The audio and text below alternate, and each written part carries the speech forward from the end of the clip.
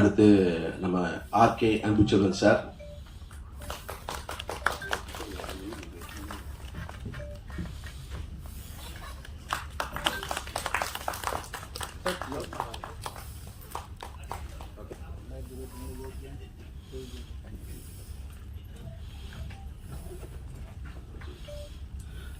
அடுத்ததா என்னுடைய ஆக்சுவலி இப்போ நம்பர் ஆயிட்டாரு, பட் அவர் நான் ஃபர்ஸ்ட் பார்த்தது உயர் திரு 420 சொல்லி. அடுத்ததாக